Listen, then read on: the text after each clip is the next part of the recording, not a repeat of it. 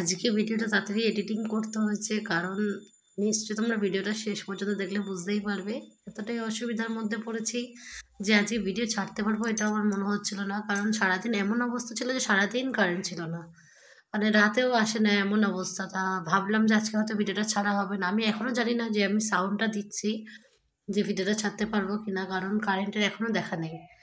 তো সবটুকু তোমাদের সাথে শেয়ার করছি কি হয়েছে না হয়েছে। ততক্ষণ তোমরা ভিডিওটা শেষ পর্যন্ত দেখো, আশা করি ভালো লাগবে। রাধে রাধে, সকলকে জানাই আমার চ্যানেলে অনেক অনেক স্বাগত। আশা করি তোমরা সকলে খুব ভালো আছো, আর তোমাদের আর গোপালের আশীর্বাদে আমিও ভালো আছি।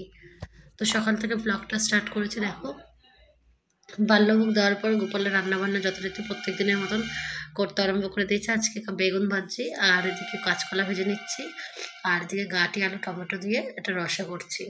অনেকদিন গাঁটির সেবা দেওয়া হয় না গোপালকে, মানে অনেক কিছু এই গরম শীতকালে অনেক মরশুমে অনেক কিছু পাওয়া যায়, তো কোন দিন কোনটা দেবো ভেবেই পাই না। তো গাঁটিটা এখন কদিন স্কিপ হয়ে গেছিলো, আর অনেকদিন পর আছে ছোটো ছোটো গোল গোল গাঁটি আর গোল গোল আলু, ভীষণ ভালো লাগে আমার। তো ভাবলাম আজকে গাঁটি দিয়ে আলু দিয়ে রসা করি। তো এদিকে কাঠি আলুর রসা কিন্তু একদম কমপ্লিট হতেই যায় প্রায়। আর সকাল দিয়ে এত বৃষ্টি হয়েছে আমাদের এখানে, তার থেকে বড় কথা যে কারেন্ট ছিল না, মানে একদম মাথা খারাপ। ঘুম থেকে উঠে থেকে দেখছি কারেন্ট নেই, 6টার আগের থেকে কারেন্ট নেই নাকি। তো আমি উঠে ভাবছি ফোনে চার্জও নেই, সকাল দিয়ে দেখছি 35% চার্জ।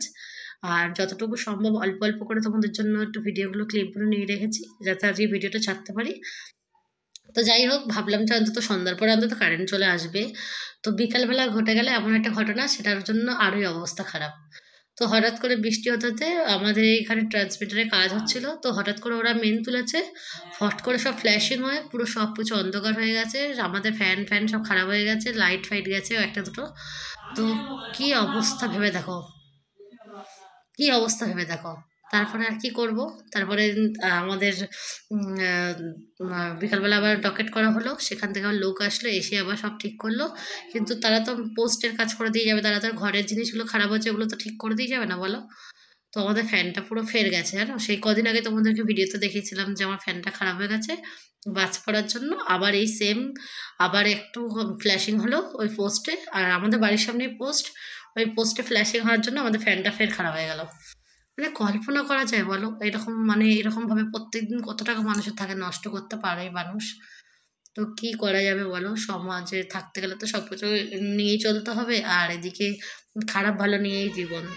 তো এই জন্য আরেকটা প্রবলেম যে আজ সারাদিন কারেন্ট নেই, আবার তার মধ্যে সন্ধ্যার পরে যাওয়ার একটুখানি আসবে বলে ভাবলাম। তা এই যা হলো, আর কারেন্ট আসে বলে আমার মনে হয় না। তো যাই হোক, আজকে সারাদিনটা আমাদের এইভাবে খারাপভাবেই গেল। তো আমি এখনও জানি না যে ভিডিওটা আমি ছাড়তে পারবো কি আদৌ, তাও জানি না। কারণ কারেন্ট না থাকলে ওয়াইফাই তো চলবে না, ওয়াইফাইতেই আমাদের ভিডিও আপলোড করি আমি। তো এখন ভগবানই জানে কি হবে, গোপালই ভরসা। তো এরপরে দেখো সন্ধ্যাবেলা এই যে সবাই অন্ধকারে গুটগুটো অন্ধকারে বসে আছি। আর এদিকে ইনভার্টারটাও খারাপ হয়ে গেছে।